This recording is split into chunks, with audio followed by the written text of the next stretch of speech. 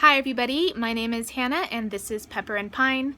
If you have been following along, then you probably know that our Ancient Egypt unit study has finally come to an end, which means that I can introduce a whole new unit for you, and it's going to be our nature unit study. Now, I approached this unit a little bit differently than my other units in that I didn't do a formal lesson plan, which meant that we didn't get through as much material as we normally would. It's springtime and we just had a really hard time focusing. We were spending a lot of time outdoors, so we have some really amazing field trips and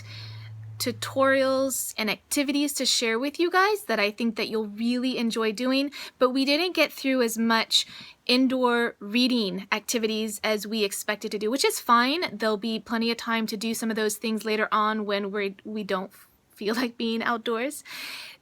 So I had to alter how we like how many subjects we actually were able to do with our nature unit, because, or rather with our science units, because I saved the science for the spring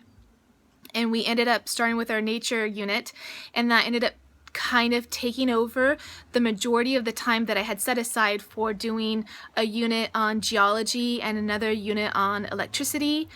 And I think I had one more unit that I knew from the start that we weren't going to have time for, but it turns out that now it's been about 6 weeks and we've only done one unit, and we have about 3 or 4 weeks left of school, like officially.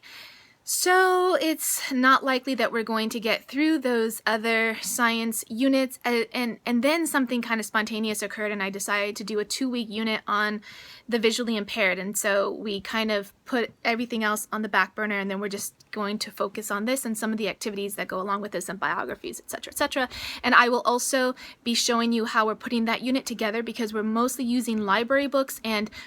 like mostly free projects or activities that can be done for very little money or for free. And so I'm excited to share those ones because you don't have to go online to different vendors and purchase anything, and you can get all the books from the library, which is always a great way to go. Alright, so I am super excited to introduce the first video in the Nature Unit series, which is going to be a haul video followed by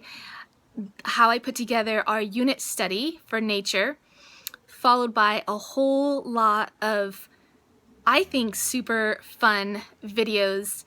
for our nature unit. I'm really, really excited about this unit, actually. Okay, so I hope you enjoy it. Thanks for watching.